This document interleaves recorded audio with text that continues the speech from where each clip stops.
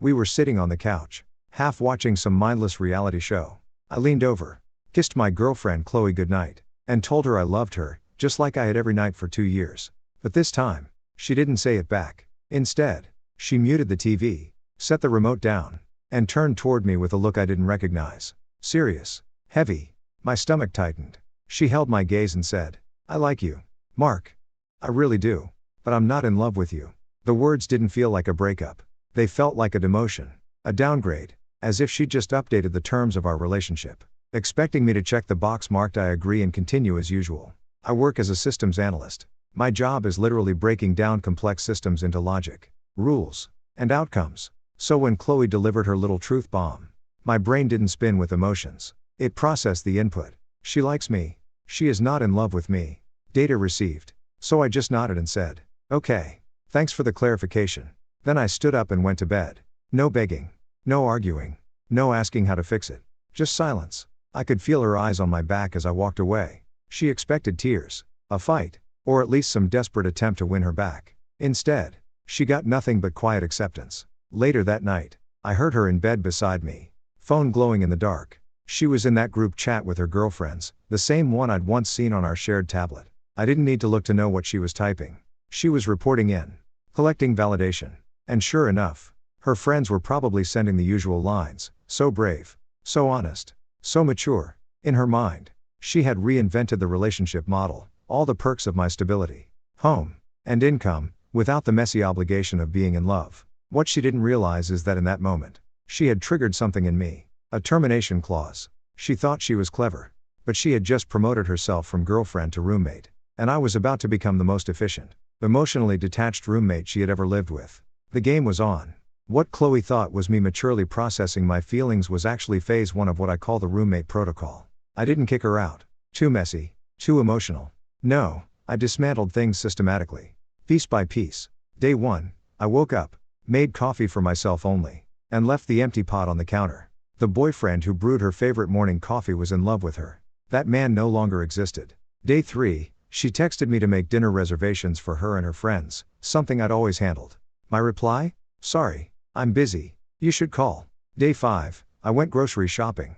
Normally, I'd fill the cart with her favorites, her gluten-free bread, her almond milk, her overpriced snacks. This time, I bought only what I needed. When she confronted me, I calmly said, "I can text you my receipt so you know what your half of the shared stuff comes to." For the first time in 2 years, she had to buy her own groceries.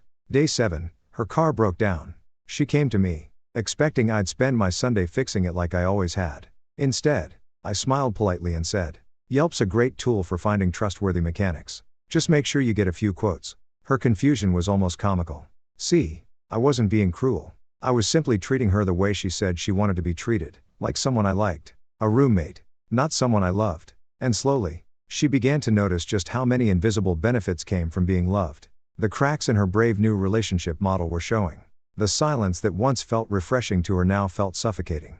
My neutrality became torture. There were no arguments. No blow-ups, just polite indifference. Her birthday was the breaking point. In the past, I'd go all out, surprises, trips, gifts. This year, I rolled over, wished her a casual happy birthday, hope you have a great day, and went about my morning. She spent the whole day waiting for the surprise that never came. When she finally asked what I had planned, I just smiled and said, "I figured you'd celebrate with your friends, the people you're closest with.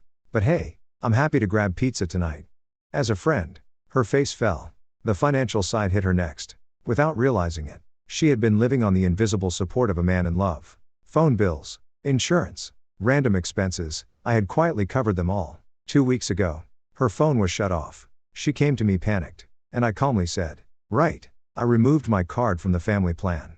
"You'll need to set up your own account now." Her face went pale. She had no steady income. And suddenly, she wasn't a girlfriend with benefits. She was just a broke roommate behind on her half of the bills. She tried every trick to reel me back in, leaving messes, blasting sad music, even coming home drunk one night wearing nothing but one of my old shirts. She sat on the bed, crying, "I miss you. I miss us." I looked at her gently and said, "Sounds like you're going through a lot. Have you thought about seeing a therapist? It might help." Clinical, detached, correct, and utterly devastating. That's when she finally realized, I wasn't playing games. I wasn't angry. I wasn't even heartbroken. I was simply done. Last night, the roommate protocol reached its conclusion. Our lease renewal notice was sitting on the counter.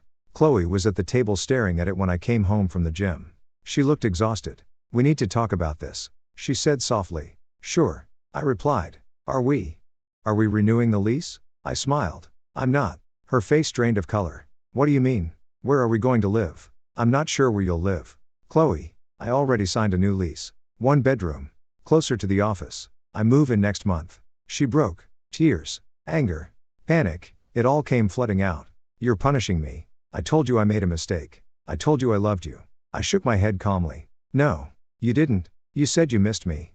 But you were very clear, you're not in love with me. I respected your honesty. And I adjusted my life accordingly." She sobbed. "I just want things back the way they were." I finally let a hint of steel into my voice. "What you want is a man who pays for your life, plans your birthdays, fixes your car, and carries your weight, without asking for the one thing he needs in return, love.